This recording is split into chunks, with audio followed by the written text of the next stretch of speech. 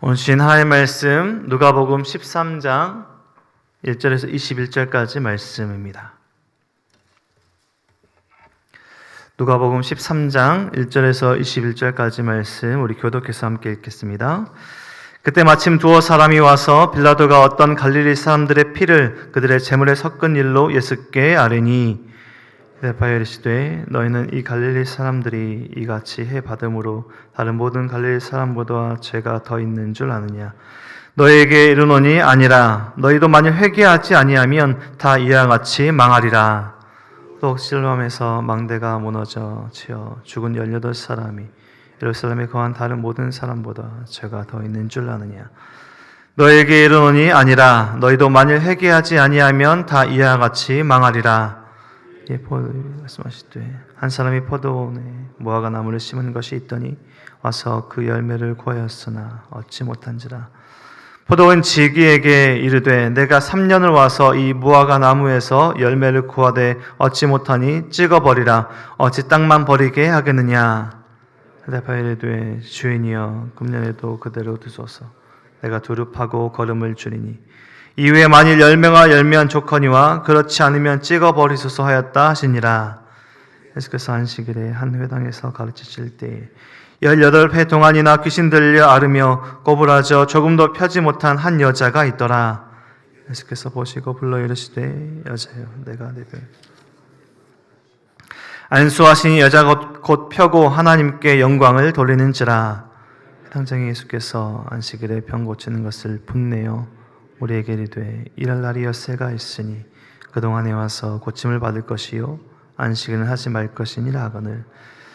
주께서 대답하여 이르시되 외식하는 자들아 너희가 각각 안식일에 자기의 소나 나귀를 외양간에서 풀어내고 이끌고 가서 물을 먹이지 아니하느냐.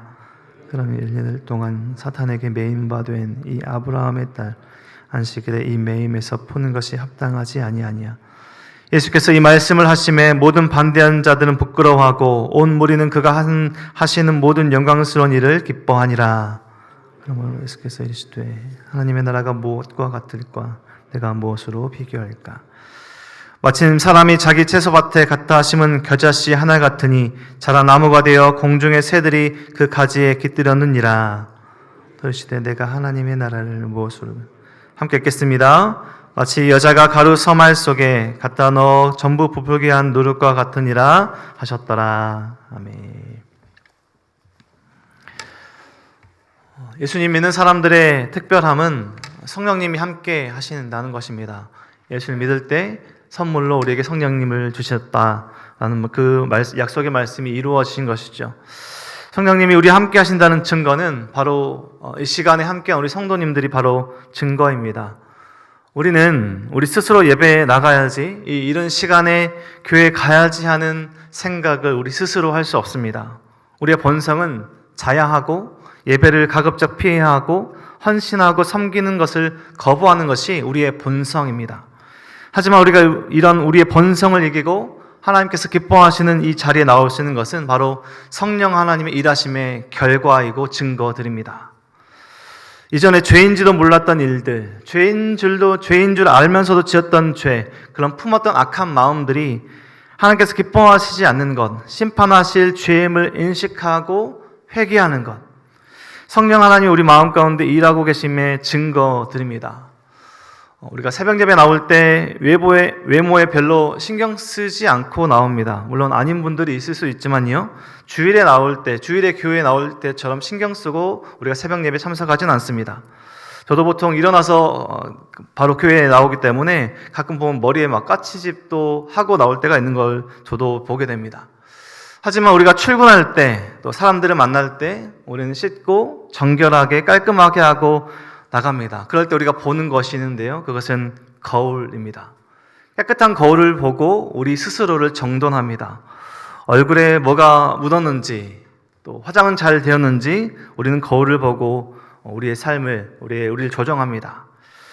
성령 하나님 말씀으로 우리의 마음을, 우리의 삶을 조명하시고 비추어 주십니다. 작은 죄까지도 깨닫게 하시고 회개하게 하십니다. 그것은 세상이 정해놓은 법을 뛰어넘는 회개로 나아가는 것입니다. 다른 사람들에게는 보이지도 않은 작은 죄까지도 깨닫게 하시고 회개하게 하십니다. 그것이 은혜이죠. 오늘 본문에 보면 두어 사람이 와서 예수님께 질문합니다. 로마 제국 통치 시대에 일어난 일들로 사람들이 죽었고 그 죽은 사람들은 다른 사람들보다 죄가 더 커서 죽은 것인지 궁금해하며 질문합니다. 빌라도에게 처형당한 사람들이 있었다는 것을 알 수 있고요. 실로암 망대 붕괴로 죽은 18명의 사람들이 그들의 죄 때문에 죽은 것은 아닌가 하는 그들의 생각이었습니다. 당시 시대의 역사가 요세푸스의 기록을 보면 로마 통치 시대에서 이 팔레스타인 지역에 이스라엘 땅에서 일어난 처형이나 학살에 대한 기록이 있습니다. 오늘 본문에 예수님께 질문하는 사람들의 요지는 그 사람들은 처형당하고 학살당하고 붕괴로 죽은 사람들은 그 사람들이 하나님께 지은 죄가 있어서 그들의 죄 때문에 심판당한 것이 아니냐라는 요지로 질문을 하고 있습니다. 오늘 본문에도 보면 예수님은 그 질문에, 그 궁금증에 이렇게 답하시는데요. 그 갈릴리 사람들이나 예루살렘 사람들이나 모두 같은 죄인이고 모두 심판을 피할 수 없는 같은 사람들이다. 그리고 필요한 것이 한 가지가 있는데 그것은 회개라는 것을 강조하시는 본문입니다. 갈릴리 사람들이나 예루살렘들이나 필요한 것이 회개라는 것이죠. 우리도 오해하고 잘못 생각할 때가 있습니다.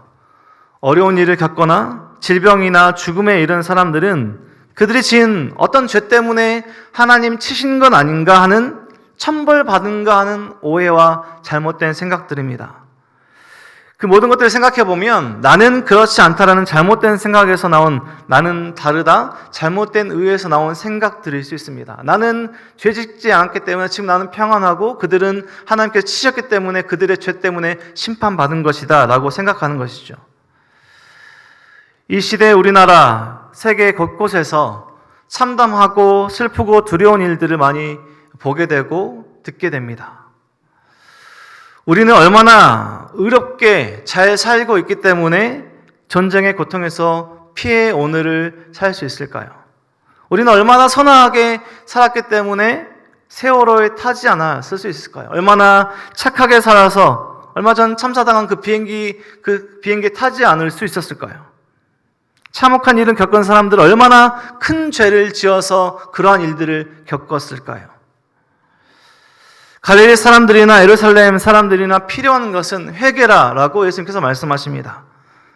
예수님 시대 사람들이나 지금 이 시대를 살아가는 우리들에게나 필요한 것은 회개라는 것입니다. 회개할 기회가 있을 때 회개하고 주님께 돌아오는 것이다 라고 예수님께서 말씀하시는 것이죠. 오늘 본문에 아직 심겨져 있는 포도원에 심긴 무화과 나무처럼 포도원에 무화과 나무가 심겨져 있습니다. 하지만 열매를 맺지 못하는 무화과 나무를 오늘 본문에 말씀하십니다.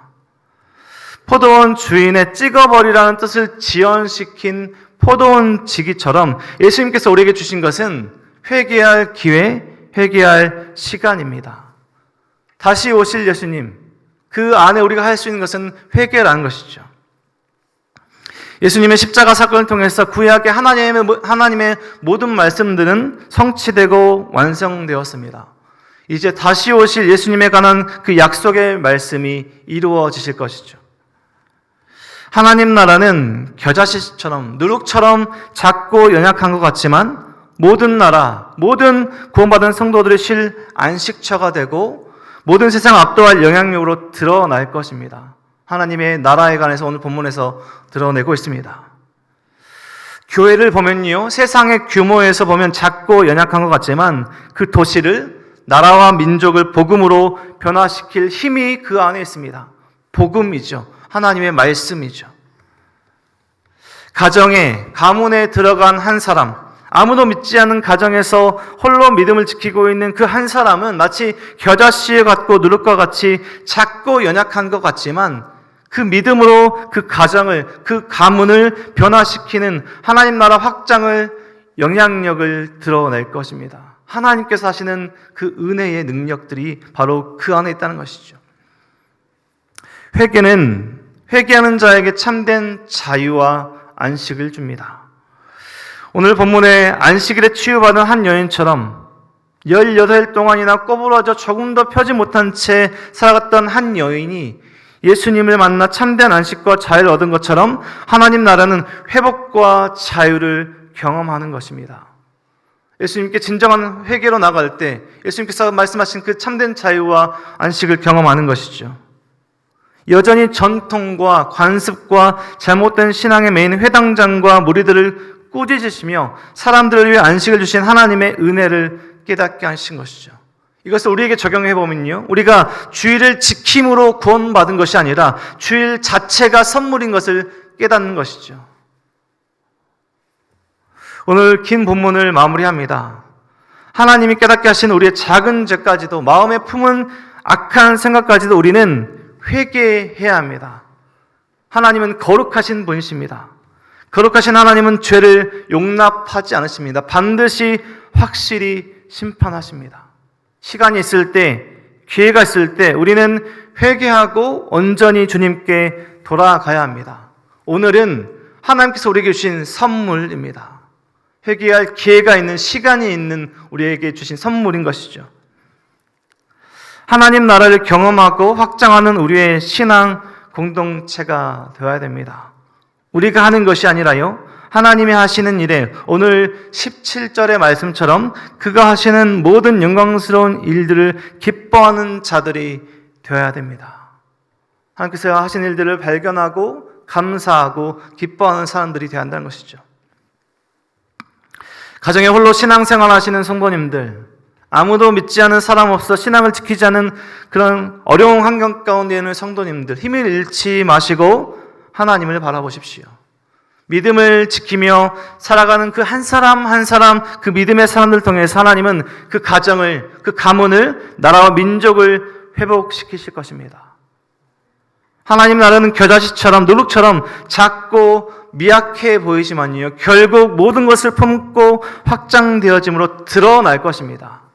이미 하나님 나라는 이곳에, 우리 성도님들 가정에, 온 땅에 이미 임했기 때문입니다. 하나님께 참된 회개로 나아가며 하나님께 주신 참된 자유와 안식을 누리며, 오늘 성도님들이 새벽 예배에 나왔기 때문에 구원을 받은 것이 아니라 이 새벽 예배가 하나님께서 주신 말씀과 기도의 시간이 진정한 은혜임을 깨닫는, 하나님께서 주신 그 은혜와 참된 자유와 안식을 누리며 살아가는 저와 우리 모든 성도님들의 삶이 되시길 주님의 이름으로 간절히 축원드립니다. 기도하겠습니다. 하나님 감사합니다.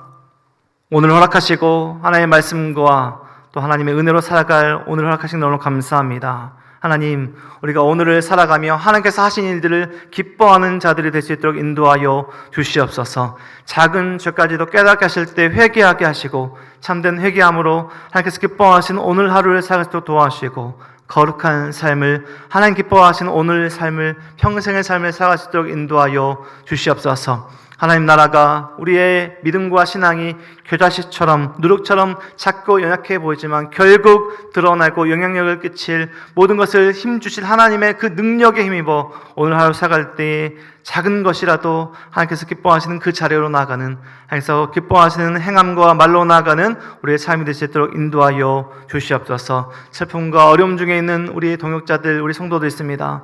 위로와 평안과 하나님 주신 모든 것들 가운데 회복해 하시고 하나님께서 기뻐하시는 하루의 삶으로, 일상의 삶으로 나아갈 수 있도록 하나님 함께하여 주시옵소서. 모든 은혜와 사랑 감사드리며 예수 그리스도 이름으로 기도드립니다.